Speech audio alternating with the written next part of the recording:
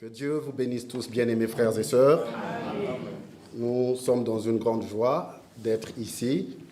Nous vous transmettons déjà les salutations des frères et sœurs de Malabo en Guinée équatoriale, les frères et sœurs de Pointe-Noire aussi, au Congo-Brazzaville, vous saluent, et enfin les frères et sœurs de Brazzaville. Donc tous m'ont chargé de vous saluer.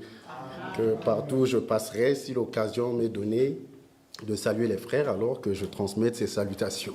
Amen. Il y a déjà des visages que nous voyons sur Internet, à Krefeld et tout. Enfin, je vous vois et je peux dire que je suis passé, n'est-ce pas, de la foi peut-être à la vue. Amen. Enfin, je vous ai vu. Que Dieu vous bénisse. Amen. Qu'il bénisse les serviteurs de Dieu ici, ceux qui servent le Seigneur ici.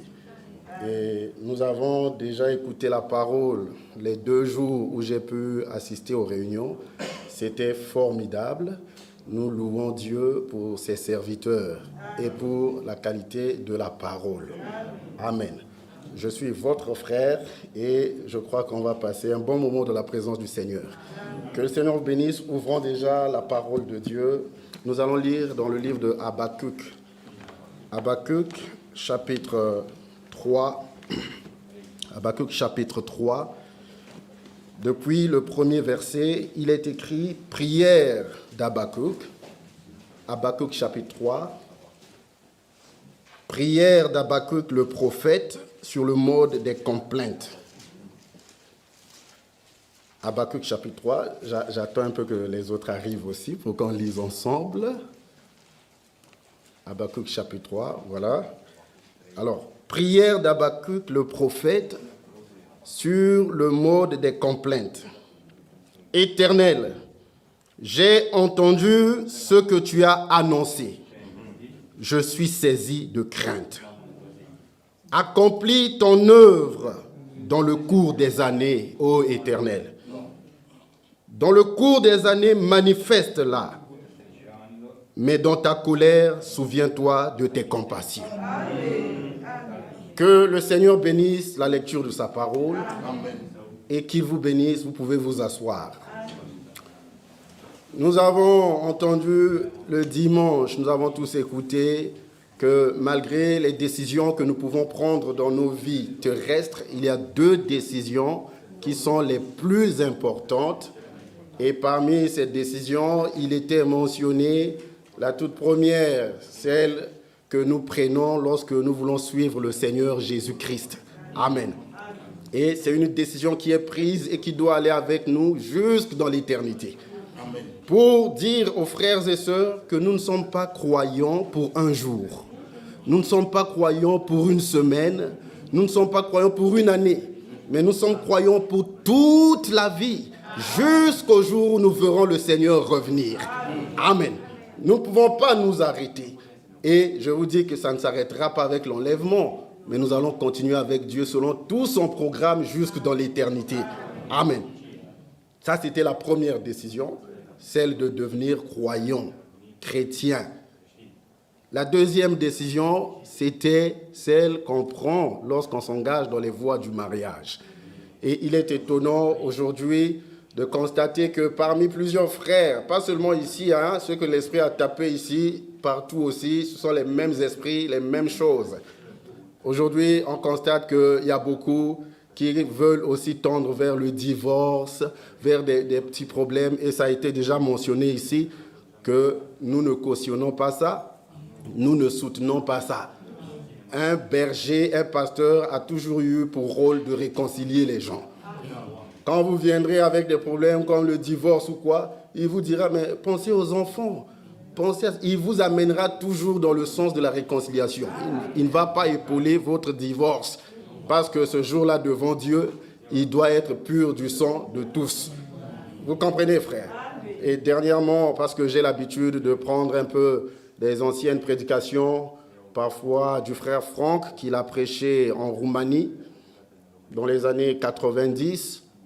Alors, pendant que les frères lui avaient posé des questions sur le mariage, il disait, vous avez des anciens qui vous connaissent mieux, qui connaissent vos problèmes.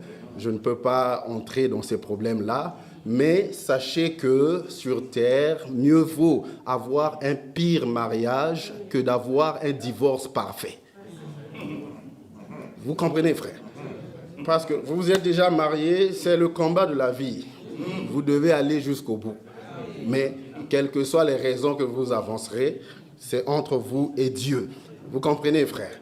Et quand nous écoutons ces choses, nous ne pouvons même pas penser au divorce. Mais je ne suis pas ici pour prêcher sur le mariage, parce que vous avez des gens ici qui prêchent certainement parfaitement ces choses. Mais sachez que, quoi que nous parlions du mariage, la réalité, en réalité, il s'agit de Christ et de son Église. Amen. Quand l'Esprit tape sur les femmes, tape sur les hommes, parce que tous, et les sœurs et les frères, nous constituons l'Église, l'épouse de Jésus-Christ. Amen. Et une bonne épouse lui est soumise. N'est-ce pas? Si vous regardez dans les âges de l'Église, lorsque l'Église faisait ce qui est bien, le Seigneur pouvait dire: ce que j'aime chez toi, par exemple dans l'âge d'Éphèse, tu as éprouvé les faux apôtres et tu les as trouvés menteurs. Mais après, encore, ce sont des blâmes. Ce que je n'aime pas chez toi, c'est parce que tu as abandonné ton premier amour. Pourquoi il le fait? Parce qu'il est l'époux. Un vrai époux dans la maison, si la femme fait quelque chose de mauvais, il a le droit de ramener la femme sur le vrai chemin. Mais si elle fait aussi quelque chose de bien, il faut aussi le lui dire. N'est-ce pas? On n'est pas là toujours, l'épée, voilà. Nous remercions le Seigneur pour la parole qui a été révélée. Amen. Et nous comptons sur le Seigneur pour la suite. Celui qui nous a appelés, c'est celui qui nous aidera à arriver jusqu'au bout. Quand nous regardons à nous-mêmes, nous ne pouvons même pas avancer. Mais si nous regardons à lui, nous allons atteindre le but avec lui. Vous savez, dans les choses du mariage, parfois, permettez que je mentionne un peu des choses comme ça. Une fois, un frère est venu me voir: frère, je voudrais me marier. Je lui demande: est-ce que tu as déjà vu la sœur? Il a dit: oui, j'ai vu une sœur. Je lui demande: c'est quelle sœur? La description du frère de la sœur m'a scandalisé. Et le frère me dit: ah, tu connais pas la sœur, là, celle qui porte les bras cassés, là? J'ai dit: oh! Je pensais même qu'il allait dire celle qui dit Amen, celle qui danse pour le Seigneur. Mais lui, c'était ça la description de la sœur. Et après quelque temps, une autre sœur vient et me dit: frère Daniel, tu sais, hein, j'ai vu tel frère dans une boîte de nuit, il dansait. J'ai dit: tu l'as vu où? Je l'ai vu dans une boîte de nuit. Je demande encore: où? Dans une boîte de nuit. Ah, tu l'as vu dans une boîte de nuit. Mais toi, tu étais allé faire quoi là-bas?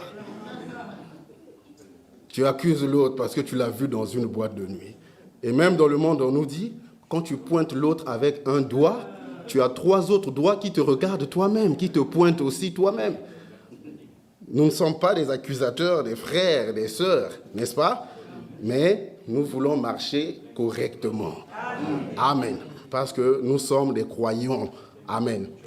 Et ici, je voudrais, dans les petits points que je veux parler ce soir, vu le temps, mentionner un peu, si vous lisez ici, dans Habakkuk chapitre 3, c'est la prière d'Habakkuk. Prière d'Habakkuk, le prophète, sur le mode des complaintes. Éternel, j'ai entendu ce que tu as annoncé, je suis saisi de crainte. Amen. Il dit qu'il a entendu ce que Dieu a annoncé et la crainte l'a saisi. Vous savez que la crainte de Dieu, c'est le commencement de la sagesse. Ce sont les versets cités par tous ceux qui sont du christianisme. Mais il est écrit dans Ésaïe chapitre 50 que quiconque va parmi vous craint l'Éternel, qu'il écoute la voix de son serviteur. Dieu a son serviteur. Le serviteur de Dieu, c'est d'abord Jésus-Christ lui-même. Amen. Mais Jésus-Christ envoie des hommes. Jésus-Christ parle par des hommes. Jésus-Christ ne parle pas par un oiseau. Le Saint-Esprit ne va pas agir par un arbre pour ton salut. Mais il utilisera des hommes. C'est ce qu'on appelle la loi de Dieu. Dieu a soumis le monde à des lois. Il y a la loi de la sémaille, vous la connaissez. Chaque sémence doit se reproduire selon son espèce. N'est-ce pas? Il y a aussi la loi du contraste. S'il y a le jour, il y a aussi la nuit. S'il y a un temps où on pleure, il y a aussi un temps où on rit. S'il y a un temps où on est malade, il y a aussi un temps où on est guéri. Si on est tout le temps en bonne santé, on ne saura pas combien c'est bien d'être en bonne santé. Il faut aussi tomber malade pour que quand tu reviens à la bonne santé, que tu loues Dieu. N'est-ce pas? C'est la loi de contraste. Dieu a fait des choses dans cette dualité comme ça. Il y a aussi la loi de l'appropriation. Pour prendre quelque chose, Dieu a déjà donné, mais il te demande de prendre. C'est ce qu'il a fait avec les enfants d'Israël. Il leur a donné des terres, mais c'était occupé par des ennemis. Il fallait les bouter dehors. Dieu avait déjà donné. Quand les gens voulaient dire « Oh, nous sommes devant ces fils d'Anak, nous sommes comme des sauterelles », Josué et Caleb ont dit « Le Seigneur nous a donné ça, nous allons prendre ça. » Amen. Ça, c'est par la foi. Nous devons entrer en possession des promesses de Dieu, en possession des choses que Dieu nous a déjà données. Comme la guérison divine. Notre frère Branham avait l'habitude de dire « Si vous venez pour que Dieu vous guérisse aujourd'hui, il ne le fera pas. » Pourquoi? Parce qu'il l'a déjà fait. Nous venons pour accepter. Nous venons pour prendre ce que Dieu a déjà fait. Amen. Et qu'est-ce que l'Écriture dit?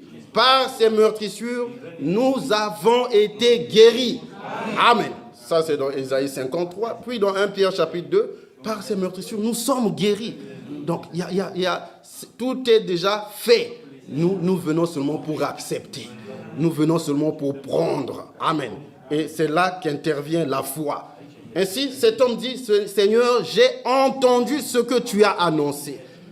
Et je suis saisi de crainte. » La crainte l'a saisi juste parce qu'il a entendu les choses que le Seigneur a annoncées. Si vous vous rappelez d'Abraham, lorsque le Seigneur lui a dit, « Le cri contre Sodome et Gomorrhe est monté jusqu'à moi. Je suis descendu. Et s'il en est ainsi, je vais détruire. » Qu'est-ce qu'Abraham a fait? Abraham a commencé à intercéder. En réalité, pour Lot qui était là. Parce qu'à la fin, on dira que le Seigneur se souviendra de Lot. À cause d'Abraham qui priait. Il a commencé à prier quand il a appris ce que Dieu va faire. Nous ne sommes pas des prieurs. Nous ne sommes pas comme dans les églises. S'il faut prier, les gens prient dans tous les sens. Mais nous prions selon la parole de Dieu. Amen. Quand Abraham a appris ce que Dieu a fait promis de faire, il a commencé à prier. Seigneur, si tu trouves là-bas 50 justes, est-ce que tu vas détruire? L'intercession a commencé après avoir écouté ce que Dieu a dit. Même Daniel, on nous dit aussi, il a vérifié dans les livres du prophète Jérémie, il a vu que le temps était arrivé pour retourner à Jérusalem, pour rebâtir, ainsi de suite. Qu'est-ce qu'il a fait? Il dit, il s'est lancé dans la prière. Il dit, je confessais mon péché et le péché du peuple. Il a commencé à prier après avoir vu que dans la parole, c'est le temps. Vous comprenez, frère? Malgré tout ce que Dieu a dit aujourd'hui, nous remarquons parfois que les gens ne sont pas encore réveillés. Les gens dorment, sont encore dans leur sommeil. Les gens pensent qu'on a encore beaucoup de temps devant nous. Les gens perdent encore leur temps dans des choses inutiles du monde. Quand on leur dit « venez à l'église », ça devient un poids. Prier, ça devient un poids. On peut rester devant la télé pendant 1 heure, 2 heures. On change même de position. On prend la télécommande, on tourne dans tous les sens. Mais consacrer ne fût-ce que 10 minutes à Dieu dans la prière, c'est impossible. S'asseoir dans l'église, on regarde l'heure. Une fois, je lisais notre frère Branham, il disait, quand vous êtes dans l'église, vous regardez à l'heure. Ah, qu'il termine vite, qu'il finisse vite, j'ai mon programme.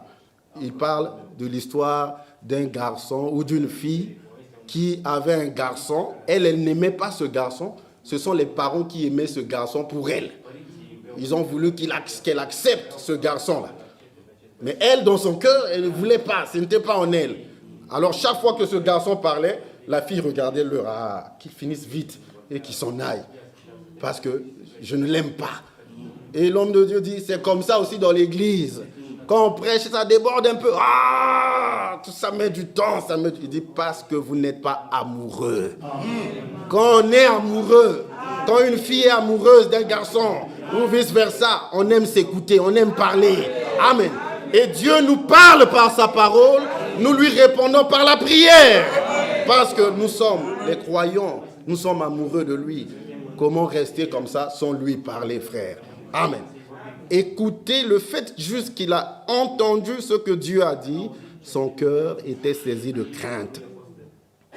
Et on dit, quoi? Il dit, j'ai entendu ce que tu as annoncé. Dans l'annonce, on parle des choses qui ne sont pas encore là. En réalité, c'est une prophétie, des choses qui vont arriver bientôt, des choses qui vont avoir lieu. Lui, le fait qu'il a entendu ça, la crainte l'avait saisi. Si nous venons à la réunion, nous devons venir pour qu'on nous dise ce que Dieu a promis de faire. Nous venons pour qu'on nous dise ce que Dieu... Parce que Dieu est le grand prophète. Dieu connaît la fin avant le commencement. Dieu sait toutes choses et il sait ce qu'il faut pour son Église. Alors, dans la prédication de la parole, nous incluons tout le programme de Dieu. Nous montrons au peuple de Dieu ce que le Seigneur va faire bientôt. Et celui qui est de Dieu, lorsqu'il comprend cela, même si ça tape fort, nous devons être comme les apôtres, les disciples du Seigneur. Vous vous rappelez dans Jean chapitre 6, lorsque le Seigneur a dit, si vous ne mangez ma chair et que vous ne buviez mon sang, vous n'avez point la vie en vous-même. C'était dur, beaucoup de gens sont partis, beaucoup l'ont abandonné, 70 disciples sont partis, toute l'église est partie, mais il est resté avec 12 personnes. Et les 12, il ne les a pas caressés. Il a encore dit, mais vous, pourquoi ne partez-vous pas comme les autres? Et Pierre a dit, Seigneur, à qui irions-nous? Nous avons su, nous avons connu que c'est toi qui as les paroles de la vie. Si Dieu, dans sa parole, nous frappe, nous ne nous fâchons pas contre le prédicateur, mais nous disons, Seigneur, à qui irions-nous? Seigneur, aide-moi. Il faut toujours donner raison à Dieu. Il faut toujours donner raison à Dieu. Il faut lui dire toujours, Seigneur, c'est toi qui as raison. Moi, je ne suis qu'un homme. C'est toi qui as raison. Savez-vous que Dieu nous connaît plus que nous-mêmes? Dieu nous connaît plus que nous-mêmes. Ainsi, quand la parole sort, la parole nous ramène sur le chemin. Disons seulement à Dieu, Seigneur, de moi-même, je n'arrive pas, mais aide-moi. Soyez aussi sincères. Nous l'avons lu, n'est-ce pas, avec le frère Michel, dans Psaume 139. Sonde-moi, ô Dieu, et connais mon cœur. Éprouve-moi. Si je suis sur une mauvaise voie, ramène-moi sur la voie de l'éternité. Amen. Dieu a ses voies et Dieu veut que nous marchions dans ses voies. Lorsque Moïse avait commencé avec l'Exode, le frère Franck dit, c'est la prière que nous devons faire. Seigneur, montre-moi tes voies. Et aujourd'hui, nous pouvons dire que Dieu nous a déjà montré ses voies. Acceptons ses voies pour marcher dans ses voies. Dans Genèse chapitre 6, la Bible dit, le Seigneur, on dit d'abord, Noé trouva grâce aux yeux de l'Éternel. Puis au verset 13, on dit, et l'Éternel dit à Noé. J'ai toujours lu ça comme ça, jusqu'au jour où j'ai compris avec les hommes de Dieu que la grâce de Dieu, frère, ne s'arrête pas seulement alors que nous étions malades et que Dieu nous a donné la guérison. C'est la grâce de Dieu, mais tu écouteras le même témoignage, même dans un groupe de réveil. Si la grâce de Dieu doit s'arrêter seulement au fait que je n'avais pas d'enfant et que Dieu m'a donné un enfant, c'est bien, c'est la grâce de Dieu. Mais ailleurs aussi, j'entendrai quelqu'un d'autre qui donnera le même témoignage. Mais Noé trouva grâce aux yeux de l'Éternel et Dieu dit à Noé, la grâce de Dieu, frère, c'est au-delà de ce que nous pensons. Quand Dieu aime un homme, il lui révèle sa parole. Il ne te donne pas d'abord des voitures, il ne te donne pas d'abord des femmes, des biens de ce monde, mais il te révèle son plan. Voici ce qui est dans ma volonté. Ça, quand tu rencontres ça, tu peux dire, j'ai rencontré la grâce de Dieu. Frère, vous qui avez cru la parole pour aujourd'hui, sachez que Dieu vous a fait grâce. Nous ne sommes pas plus que ceux qui sont dans des groupes de réveil, dans des églises, dans les charismatiques et partout. Nous ne sommes pas plus que ces gens-là. Mais qu'est-ce qui a fait que nous avons cru ce message? Nous avons reconnu les hommes que Dieu a envoyés. C'est par grâce. Amen. Et c'est comme ça que le Seigneur a toujours agi. Il permet à son peuple, lors d'un rassemblement, d'écouter les annonces. Et à partir de ces annonces, on peut savoir comment marcher. Si vous lisez dans Genèse chapitre 49, allons dans les Saintes Écritures maintenant, en les lisant. Genèse chapitre 49, nous trouvons ici, au premier verset, Jacob appela ses fils et dit, assemblez-vous et je vous annoncerai ce qui vous arrivera dans la suite des temps. Amen. Ils devaient se rassembler pour écouter ce qui doit arriver dans la suite des temps. Dieu avait préparé quelque chose pour eux. Il y avait des choses qui concernaient Ruben, qui concernaient Benjamin, qui concernaient Zabulon, toutes ces tribus. Dieu va dire des choses sur eux, des bénédictions qui les concernent, jusqu'à parler de la tribu de Juda, de laquelle le Shiloh, l'envoyé de Dieu, le messager du Seigneur devait venir. Amen. Puis au verset 25, il dit, c'est l'œuvre du Dieu de ton Père qui t'aidera.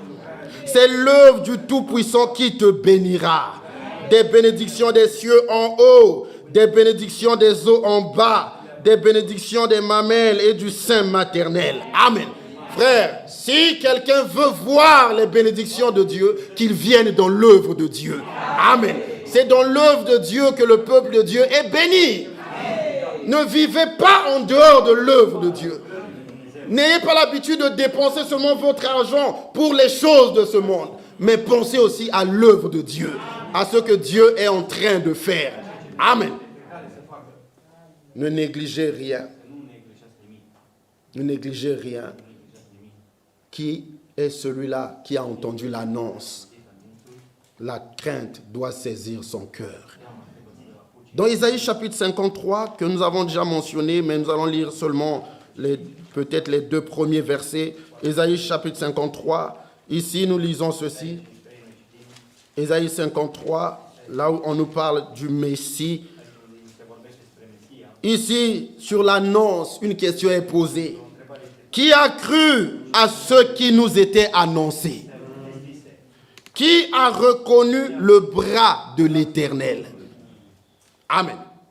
Qui a cru à ce qui nous était annoncé? Et on commence à décrire ce que le Messie devait subir en tant qu'homme dans la chair. Qu'est-ce qu'il devait endurer? Par quelle souffrance il devait passer? Tout cela commence à être décrit jusqu'à ce qu'on dise, quand nous l'avons regardé, nous pensions, n'est-ce pas, qu'il était frappé de Dieu et humilié, ainsi de suite. Mais il était blessé pour nos péchés. Il était brisé pour nos iniquités. Le châtiment qui nous donne la paix est tombé sur lui. Et c'est par ses meurtrissures que nous sommes guéris. Qui a cru à ce qui nous était annoncé? Amen.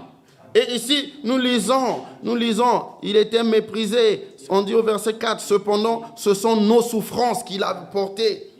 Et j'aime lire ça un peu tel que le frère Branham lisait ça. Il dit, il y avait un capitaine qu'on appelait John dans un bateau en haute mer. Il est tombé gravement malade en haute mer, il n'y avait pas de médecin pour lui. Alors pendant qu'il attendait la mort, il a posé une question dans le bateau, est-ce que quelqu'un a une Bible ici?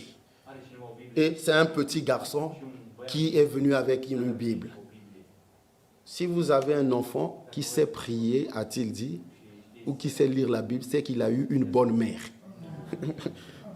La bonne mère apprend à l'enfant.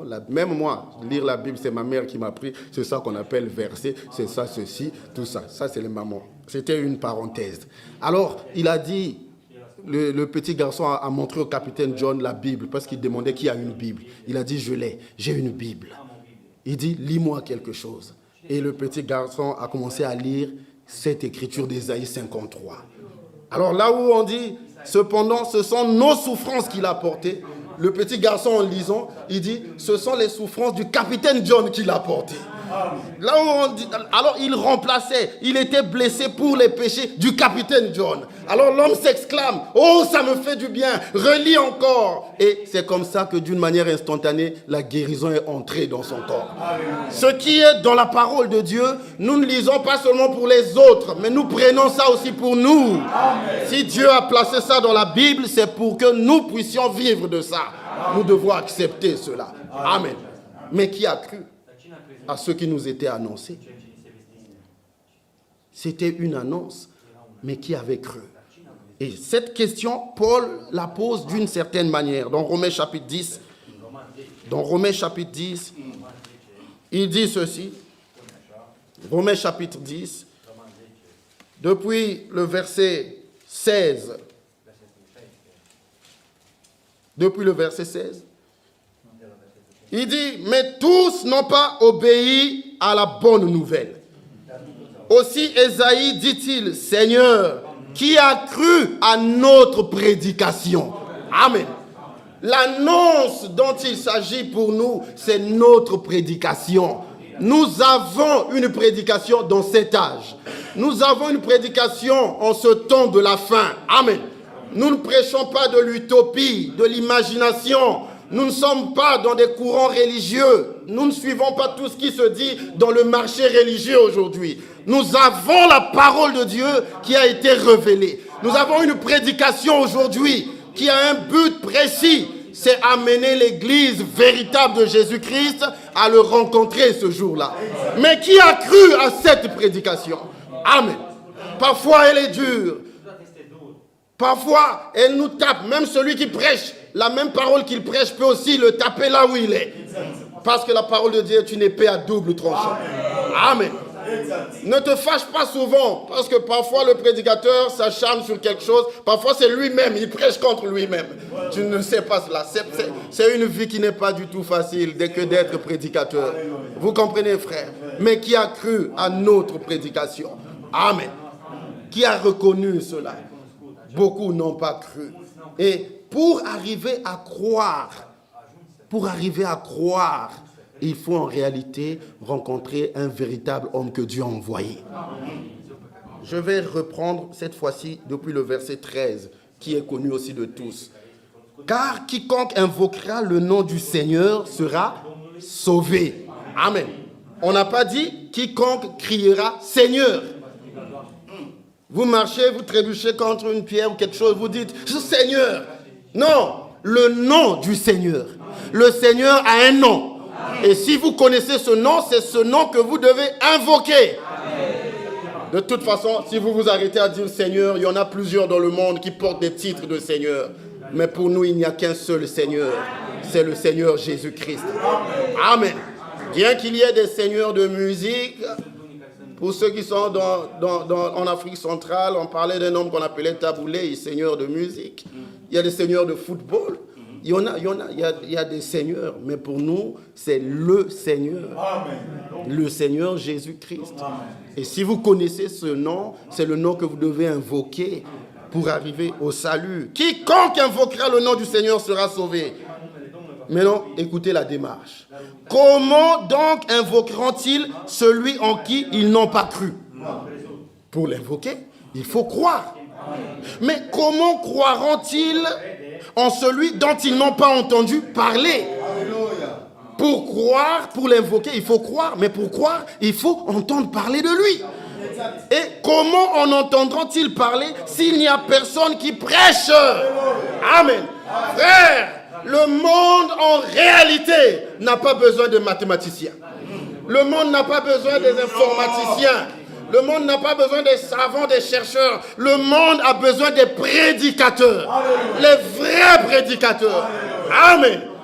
Oui, nous le disons selon ce que la parole de Dieu nous a révélé aujourd'hui. Comment en entendront-ils parler s'il n'y a personne qui prêche? Et comment y aura-t-il des prédicateurs s'ils ne sont pas envoyés? Amen. Les prédicateurs en question doivent être envoyés. En réalité, nous n'avons pas besoin des prédicateurs. Je me contredis comme ça. Nous n'avons pas besoin des prédicateurs. Un prédicateur, n'importe qui peut devenir prédicateur. Mais ici, nous avons besoin des prédicateurs envoyés. Envoyés de Dieu. Amen. Jean chapitre 3, verset 34. Celui que Dieu envoie, il dit les paroles de Dieu. Jean chapitre 8. Celui qui est de Dieu, il écoute les paroles de Dieu. L'un dit les paroles de Dieu, l'autre écoute les paroles de Dieu. Et ça fait une belle assemblée. Amen. Nous n'avons pas seulement besoin des prédicateurs, mais des prédicateurs envoyés. Envoyés de Dieu. Amen. Et c'est quand nous les rencontrons, alors au verset 17, après avoir suivi ce chemin, au verset 17, on dit « Ainsi, la foi vient de ce qu'on entend. » Comment en entendront-ils parler s'il n'y a pas de prédicateur? Comment y aura-t-il de prédicateurs s'ils ne sont pas envoyés? Ainsi, la foi vient. Donc, c'est quand un prédicateur envoyé arrive que la vraie foi commence. Vous le lirez dans Jean chapitre 1, depuis le verset 6 et le verset 7. Il y eut un homme envoyé de Dieu. Son nom était Jean. Il vint pour rendre témoignage de la lumière. Il n'était pas la lumière, mais il est venu pour rendre témoignage de la lumière afin que tous croient par lui. Amen. C'est par Jean-Baptiste qu'on devait commencer. Et celui qui avait été avec Jean-Baptiste, c'est celui qui l'aurait aussi entendu dire « Voici l'agneau de Dieu qui ôte le péché du monde ». Mais celui qui avait rejeté Jean-Baptiste n'allait pas voir l'agneau de Dieu. C'est comme ça qu'au début de cette année, nous avons tous certainement entendu notre frère Franck dire « Pour nous, tout commence le 11 juin 1933 ». Pour nous, c'est le 11 juin 1933 que tout commence. Dans cet âge dans lequel nous sommes, Dieu a envoyé un prophète.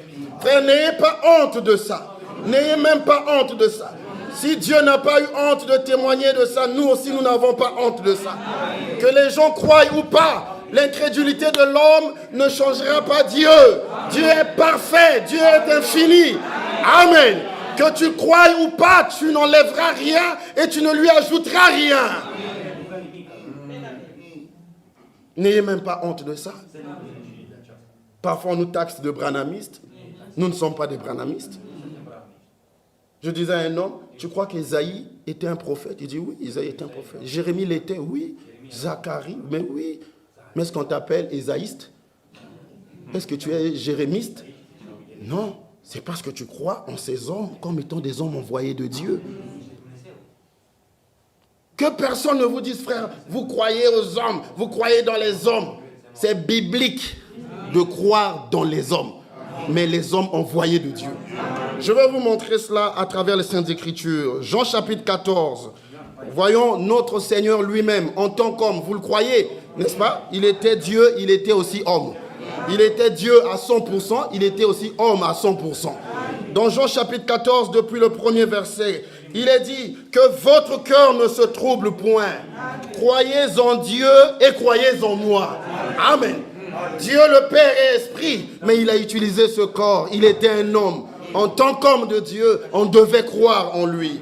Dans Ésaïe chapitre 14, depuis le verset 33, 31, Ésaïe 14, Exode 14, verset 31, écoutez. Pour les gens qui disent, vous croyez aux hommes, vous croyez aux hommes. C'est quoi cette histoire de croire aux hommes? Vous croyez aux hommes. Mais lisons, Exode 14, verset 31. Israël vit la main puissante que l'Éternel avait dirigée contre les Égyptiens. Et le peuple craignit l'Éternel. Et il crut en l'Éternel et en Moïse, son serviteur. Amen. Ils n'ont pas seulement cru en l'Éternel, mais et en l'Éternel et en Moïse, son serviteur. Est-ce qu'ils ont cru en Moïse comme étant leur Dieu? Non. Est-ce qu'ils ont cru en lui comme étant un surhomme? Non. Ils ont cru en lui comme un serviteur de Dieu. Dans Actes chapitre 8, nous trouvons aussi, là aussi, on va croire en un homme, mais certainement un homme envoyé de Dieu. Actes chapitre 8, depuis le verset 12. Écoutez. Mais quand ils eurent cru à Philippe, qui leur annonçait la bonne nouvelle du royaume de Dieu. Ils ont cru à qui? Est-ce que vous lisez, frère? Quand ils eurent cru à Philippe, Philippe était l'évangéliste qui est allé brûler Samarie avec la parole de Dieu.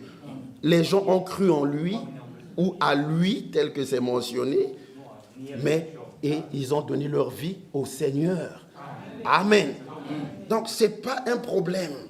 Nous croyons en William Branham comme un homme de Dieu. Nous croyons en Ewald Frank comme un homme de Dieu. Amen. Mais si vous vous arrêtez seulement là, vous serez comme des religieux. Permettez, parce que je me disais, je n'ai pas l'habitude quand je voyage prêcher quelque part que je lise le frère Branham. Mais quand j'ai vu mon frère lire ici, je me suis dit, je me sens au milieu des miens. Parce qu'aujourd'hui, parfois quand vous lisez, les gens, ils disent des choses, on ne doit pas lire. Mais supportez-moi, s'il vous plaît. Je vais vous lire 2 citations du frère Branham. La première, ici, ça se trouve dans la prédication « L'ange de Dieu ». Il dit ceci, au paragraphe 28. Il dit, maintenant, voyez, si vous pouviez les amener à croire, maintenant, la chose la plus difficile que Dieu ait jamais eu à faire, c'est amener un mortel à croire un autre mortel. La chose la plus difficile pour Dieu lorsqu'il traite avec les hommes, c'est amener un mortel à croire en un autre. Tu regardes le frère Michel, c'est un homme mortel. Mais à cause du don que Dieu a mis en lui, il faut croire en lui. C'est aussi simple que ça, mais c'est parfois dur pour certains. Ce n'est pas la peau de l'homme là qui nous intéresse, mais c'est ce que Dieu a placé en lui. La chose la plus difficile que Dieu ait jamais rencontrée en traitant avec les hommes, c'est amener un mortel à en croire un autre. C'est très difficile. Parce que quand tu regardes l'homme, tu peux connaître ses fautes. Tu peux connaître son tempérament. Mais Dieu te dit, c'est mon serviteur. Alors, je continue dans la 2e citation. Ici, je suis dans la prédication « Dieu dans son peuple ». Écoutez ce qu'il dit. Bien des gens, le paragraphe c'est 7, paragraphe 7, bien des gens ont une fausse idée de ces réunions. Ils pensent que comme l'évangéliste est là, ou plutôt que la personne qui prie pour les malades est partie, toute la puissance de la guérison est partie. Dieu couvre la terre. Alors il dit, votre pasteur, aujourd'hui nous parlons clairement des bergers, votre pasteur, qu'est-ce qui fait que mon pasteur ne fait pas cela? C'est-à-dire ces miracles et tout et tout. Qu'est-ce qui fait cela? Il dit, bien mes amis, ça c'est une fausse impression qu'on a. Votre pasteur, s'il est un homme pieux, ses prières sont exaucées juste comme de celles de n'importe quel évangéliste ou de quiconque prétend avoir un quelconque don ou quelque chose d'autre. Il est un homme de Dieu, votre pasteur. Et vous devriez le respecter en tant que tel et croire en lui. Croire dans un homme. Mais un homme que Dieu a établi, un homme que Dieu a envoyé. Vous comprenez, frère? Ainsi, frère, c'était juste pour vous montrer d'abord que qu'on ne nous dise pas, vous croyez dans un homme, vous croyez dans un homme. Nous croyons dans les hommes que Dieu a envoyés. Dans Jean chapitre 6, lorsqu'ils sont venus à lui depuis le verset 26, ils lui ont posé la question, que devons-nous faire pour accomplir les œuvres de Dieu? La réponse était une correction. Alléluia. Il dit pas les œuvres, mais l'œuvre de Dieu, c'est que vous croyez en celui qui l'a envoyé. C'est ça qu'on appelle la loi de Dieu. Que vous croyez en celui que Dieu a envoyé. Si tu crois dans un homme que Dieu a envoyé, tu es déjà béni. Tu es déjà béni. Et ça doit descendre jusqu'à celui qui porte la charge là où vous êtes. Il faut aussi croire en lui comme étant un homme de Dieu. Et dans la citation que nous lisions là, le frère Branham montre que c'est là qu'il y aura des miracles. Mais comment aller demander la prière à un homme dans lequel on ne croit même pas? Comment? Ah, frère, prie pour moi, frère, impose-moi les mains. Mais tu ne crois pas d'abord que c'est un homme de Dieu. Non, tu perds ton temps. Que Dieu vous bénisse et qu'il vous garde dans sa parole. Amen. La vraie foi, c'est comme ça que Dieu travaille. Et si vous reconnaissez cela, vous marcherez avec cela. Amen. Ainsi, le deuxième point, nous revenons un peu sur cette annonce Lorsqu'il a entendu l'annonce, Habakkuk a eu quoi? De la crainte en lui. Si vous lisez dans Hébreux chapitre 11, lisons dans Hébreux chapitre 11, ici, lorsque cet homme de Noé, lorsque Dieu lui a parlé sur ce qui devait arriver, Hébreux chapitre 11 au verset 7, on dit c'est par la foi que Noé, divinement averti des choses qu'on ne voyait pas encore, et saisi d'une crainte respectueuse, construisit l'arche. Une arche pour sauver sa famille. C'est par elle qu'il condamna le monde et devint héritier de la justice qui s'obtient par la foi. Amen. Noé, divinement averti, le message nous apprend que depuis la création du monde jusqu'au temps de Noé, il n'y avait pas encore de pluie qui tombait sur terre. C'était les vapeurs d'eau, la rosée, l'humidité qui arrosaient le sol. Et c'est comme ça que les végétaux pouvaient rester en vie. Mais Noé vient annoncer aux gens une chose qu'ils n'ont jamais vue. Il leur dit, le ciel va s'ouvrir, il y aura une pluie, tout ça. Personne n'a cru. Les gens se sont moqués de lui. Ça a pris tout le temps que ça devait prendre. Noé, quand il a vu que Dieu lui a révélé ça, la crainte l'a saisi. Et il s'est mis à travailler, à construire l'arche selon le modèle que Dieu lui avait dicté. Frères, nous aussi, nous avons entendu les choses qui vont arriver sur terre. Nous ne sommes pas sans connaissance de ça. Nous savons qu'il y a des fléaux qui vont frapper la terre. Nous savons qu'il y a une 3e guerre mondiale qui pointe déjà à l'horizon. Nous savons, aujourd'hui nous voyons déjà comment les nations se forment, des blocs et tout ça. Nous voyons, nous n'allons pas continuer comme ça. La Bible dit dans Matthieu 24, dans les jours de Noé, les gens ne se doutèrent de rien. Ils pensaient que la vie va être la routine. Chaque fois, je me réveille, je vais au travail, je fais mon programme, je voyage, je dis qu'aujourd'hui je n'irai pas à l'église, je reste à la maison. Ils pensaient que ça allait être la routine. Jusqu'au jour où, la Bible dit, ils ne se doutèrent de rien, mais quand le déluge vint, tous périrent. Aujourd'hui, si vous écoutez sa voix, n'endurcissez pas vos cœurs. Amen. Celui qui a déjà écouté l'évangile une fois, c'est beaucoup. Parce que ce n'est pas normal qu'un homme écoute l'évangile 2 fois, 3 fois, pendant que quelque part là, il y a quelqu'un qui n'a même pas entendu une fois. Et celui qui a déjà écouté, il doit s'aligner. Il doit faire comme Noé. La crainte l'a saisi, il s'est mis à travailler, à construire l'arche pour son salut. Toi aussi, travaille pour ton salut. Travaille pour ta foi. Travaille jusqu'au jour où tu verras le Seigneur revenir. Amen. Il a construit l'arche. Et vous savez, dans l'arche, il s'y est retrouvé avec sa femme et ses enfants. Ils étaient seulement au nombre de 8. Une fois, j'ai entendu le frère Schmid, notre frère de Krefeld, que le Seigneur a déjà repris. Je l'ai entendu dans sa prière dire quelque chose. Il dit, Seigneur, comme Noé s'est retrouvé dans l'arche avec sa famille, permets que nous aussi, avec nos enfants, nos femmes, nos frères, nous puissions nous retrouver dans la parole, dans la foi, en attendant tes promesses. Oh frère, quel est le père ici qui ne veut pas être dans la foi avec tous ses enfants? Quelle est la mère ici qui veut aller au ciel seule et laisser ses enfants? Tous, nous voulons y être avec nos familles. Amen. Nous voulons être là avec nos familles dans la foi, dans la parole. Une famille chrétienne, une famille qui avance avec le Seigneur jusqu'à ce que les promesses vont s'accomplir.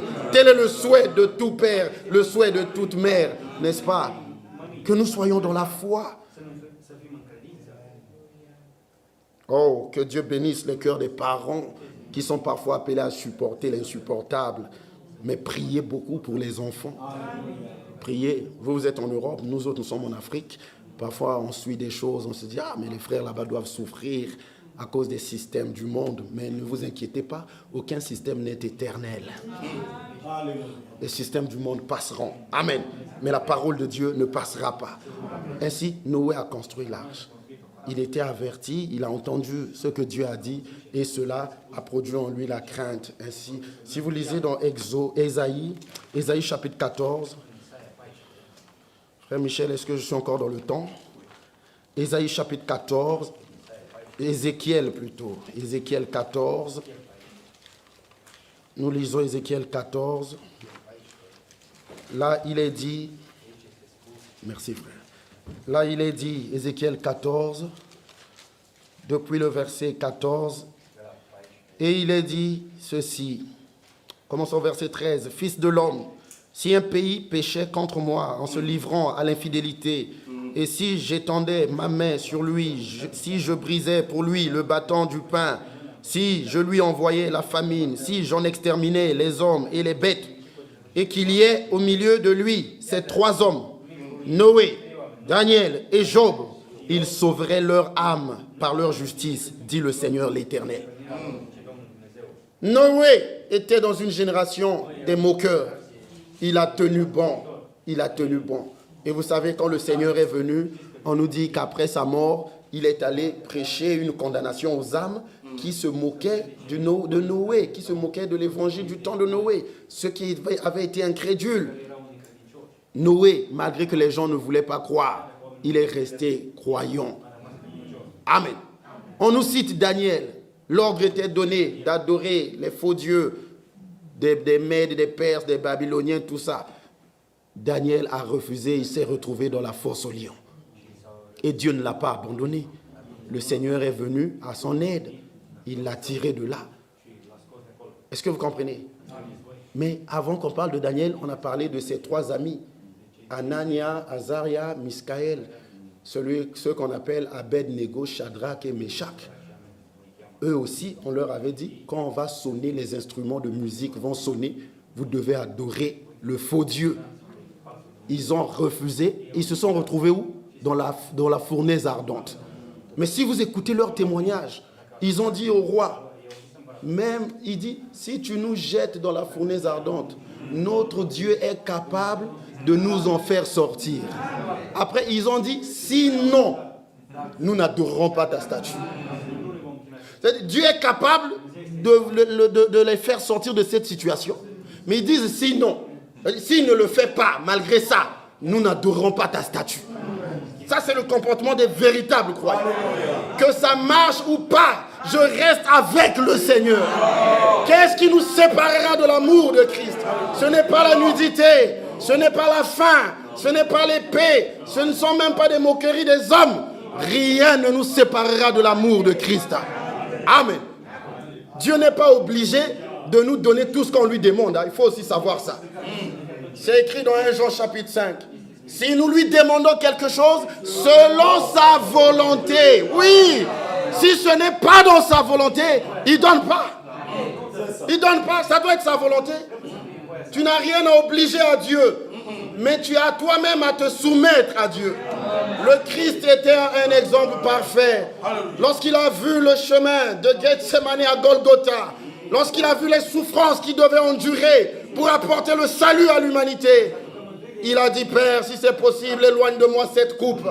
Mais en tant que fils obéissant, il dit toutefois, non pas ma volonté, mais ta volonté.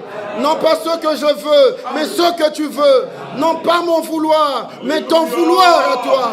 Et le psalmiste s'écriait, oh Seigneur, j'ai fait plier ma volonté devant tes paroles. Amen, frère. Dieu n'est pas obligé de nous donner ce qui n'est pas dans sa volonté. S'il nous donne des choses, c'est ce qui est dans son programme. Amen. S'il sait que si je lui donne la voiture, il ne viendra plus à l'église, il ne peut pas donner. Il ne peut pas donner. Frère, nous devons l'aimer dans les bons comme dans les mauvais jours. Notre Dieu est capable de nous faire sortir de ce feu-là. Sinon, nous n'adorerons pas quand même ta statue. Même si ce que je cherche là, je ne l'ai pas, mais je n'abandonnerai rien. Je n'abandonnerai pas la parole. Je continuerai. Amen. Il y a eu aussi Job, on nous parle de Job ici, c'est quelqu'un qui a beaucoup souffert, une succession de mauvaises nouvelles, jusqu'à sa propre chair qui en était touchée. Au point où même sa femme lui a dit, jamais un homme n'a souffert comme ça, maudit Dieu et meurt. Mais il a dit, tu parles comme une femme insensée. Merci mon frère. Tu parles comme une femme insensée. Si nous recevons du Seigneur ce qui est bien, on peut recevoir aussi ce qui est mal. À Dieu soit la gloire. Et la Bible dit, et Job ne pécha point. Il n'a pas péché dans cet état des choses. Vous comprenez? Pourquoi aimer Dieu seulement dans les bons Il y a des gens qui viennent à l'église seulement quand ils sont à l'aise, quand il n'y a pas de problème. Dès qu'ils ont des problèmes, ils fuient. Ils pensent que la solution est à l'extérieur. Mais pourtant, Dieu est ici, là où la parole est prêchée. C'est même le moment de s'approcher de lui et lui présenter son problème. Vous comprenez, frère? Oh, mes bien-aimés frères, Dieu est merveilleux. Sa parole est merveilleuse. Sachez que l'amour qu'il a eu pour nous est un amour insondable. Un amour si grand dont les mots humains sont incapables de donner la description.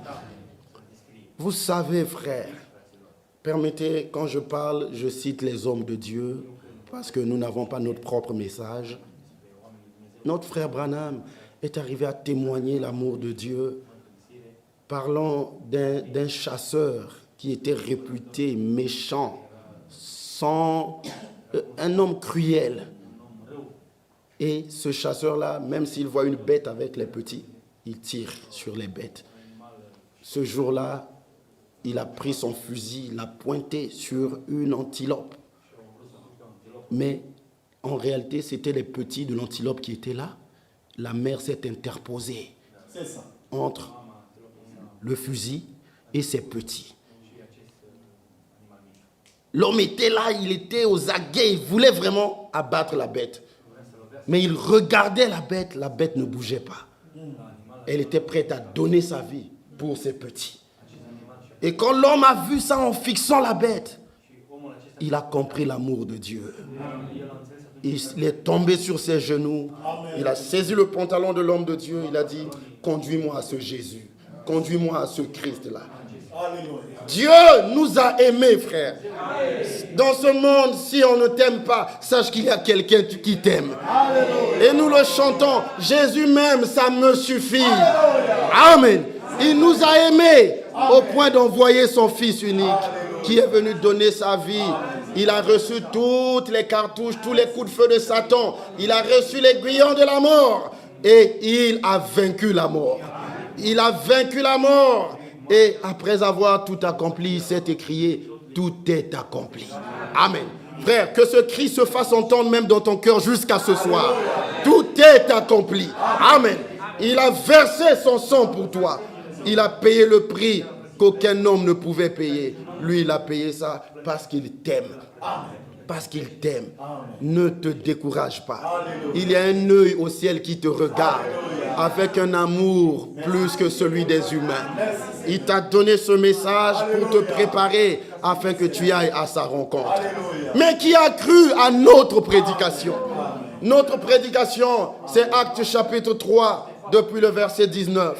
Répentez-vous et convertissez-vous, afin que les temps de rafraîchissement viennent de la part du Seigneur. Et qu'il vous envoie celui qui a été destiné pour vous, Jésus-Christ, que le ciel doit recevoir jusqu'au temps du rétablissement de toutes choses. Amen. Le ciel le garde jusqu'au temps du rétablissement de toutes choses. Quand toutes choses ne sont pas encore restaurées, rétablies dans l'église, Jésus ne vient pas. Mais avant qu'il ne vienne, il faut qu'il voie la même église. La même église qu'il avait laissée à la Pentecôte, au commencement à Jérusalem. La même église, là où il y avait Pierre, Jean, Jacques, Paul. Il doit voir la même église dans sa beauté, dans sa puissance, dans les œuvres, dans la démonstration de l'esprit. Il doit voir la même église. Comme Adam, lui il était le dernier Adam. Le premier Adam a vu, lors de la création, il ne voyait que des bêtes qui passaient. Un chien, une chienne, un cochon, une truie, un singe, une guenon. Il voyait les bêtes passer. Rien ne lui était semblable. Mais quand on a fait Ève, quand on a sorti Ève de son côté, personne n'a prêché ça à Adam. Hein? Adam a vu, il a dit, voici cette fois-ci. Ah. Pourquoi il dit cette fois? Parce que les autres fois, ce n'était pas ça. Mais voici cette fois, celle qui est os de mes os et chair de ma chair. On l'appellera femme. Amen. Et on lui pose la question au dernier Adam, Rabbi, où habites-tu? Luc 9, il répond, les renards ont des tanières. Les oiseaux du ciel ont des nids. Le Fils de l'homme n'a pas un endroit où il puisse reposer sa tête. Les mariés savent. Parfois, on a besoin de mettre la tête quelque part. Quand on est fatigué, celui qui est marié, il sait ce que ça signifie. Il se repose un peu à côté d'eux. Mais le dernier Adam, quand il regardait, il voyait que des renards avec des tanières, le Fils de l'homme n'avait pas un endroit où il puisse reposer sa tête. Est-ce que vous comprenez, frère? Mais quand Adam avait vu celle qui lui ressemblait, il a dit, voici cette fois-ci. Aujourd'hui, le Fils de l'homme, le Seigneur Jésus-Christ, quand il regarde sur terre, il voit des églises, il voit des perroquets, il voit des cochons, il voit toutes sortes de bêtes. Il n'a pas encore vu cette église épouse qui était au commencement. Il y a beaucoup de perroquets, hein? Branamadi, Branamadi, Branamadi. Ils traînent toujours là et ils ne comprennent jamais. Ils ne comprennent pas que Dieu travaille avec William Branham. Dieu travaille avec Ewald Frank aujourd'hui. Dieu travaille avec nous aussi. Nous sommes dans le même programme. Ils ne comprennent pas. Et c'est là où nous avons beaucoup de problèmes, beaucoup de fausses doctrines. Mais nous vous le disons au nom du Seigneur, qu'à la fin ici, le Seigneur aura une même église, telle que celle qui était au commencement. Et quand il fera cette église, il pourra aussi s'exclamer comme Adam, voici cette fois-ci, n'est-ce pas? Permettez que je vous lise, il me reste quelques minutes pour terminer. Je vais vous lire notre frère Franck et notre frère Branham et on s'arrêtera. Ici, je suis dans une prédication donnée à Londres, le 12, 8e mois 2017, de notre frère Franck. Il dit ceci. Ainsi, la promesse principale est que Dieu devait envoyer un prophète comme Élie pour restaurer. Que signifie restaurer? C'est lui qui pose la question et il répond. Que signifie restaurer? C'est ramener dans la forme originelle. Il dit, si ce bâtiment dans lequel nous sommes s'écroule et qu'il doit être restauré, il doit avoir les mêmes mesures, les mêmes dimensions, chaque chose la même. Ainsi, par la grâce de Dieu, l'Église du Nouveau Testament, les vrais croyants doivent être restaurés là où l'Église du Nouveau Testament était au commencement même. Plusieurs fois, dans mes sermons, dans mes prédications, j'ai dit, la première et la dernière prédication doivent être la même. Plusieurs fois, j'ai dit, le premier et le dernier baptême doivent être la même chose. Mais laissez-moi vous dire aujourd'hui, le premier et le dernier baptême du Saint-Esprit doivent être la même chose. Nous devons avoir les mêmes expériences que les croyants du Nouveau Testament avaient au commencement. Et si vous allez dans Actes chapitre 2 où le Saint-Esprit était tombé et que 3000 âmes avaient été baptisées au nom du Seigneur Jésus-Christ, partout où les apôtres étaient en train de prêcher la parole de Dieu, le Seigneur confirmait pareillement comme il l'avait fait au commencement même. Nous devons retourner à ça, à cette expérience. Sois sincère, mon frère. Si tu ne l'as pas encore faite, ne l'invente pas. N'imagine rien, ne fabrique rien, mais sois dans la présence de Dieu. Crois la parole et dis-toi, Seigneur, moi aussi je veux faire cette expérience. N'imagine rien, ne fabrique rien. Ève n'a pas su attendre et le monde est tombé. Sarah n'a pas su attendre. Aujourd'hui, on a ce que vous connaissez. Vous comprenez? Mais l'Église doit attendre. La dernière citation, parce que l'heure est là, pile. Écoutez, je suis dans l'âge de la Odyssée. L'homme de Dieu dit, au paragraphe 273, « Jésus ne restera pas devant votre porte à frapper tout le temps. Un temps viendra où il s'en lassera et il s'en ira. Et vous vous mettrez à le chercher et vous ne le trouverez pas. Mais écoutez ceci, venez pendant qu'il est temps. Venez pendant qu'il frappe. Ne faites aucun compromis sur le baptême du Saint-Esprit. N'ayez pas moins que ceux qu'ils reçurent à la Pentecôte. Ayez le même baptême du Saint-Esprit, le même baptême d'eau, les mêmes choses qu'ils ont faites là-bas.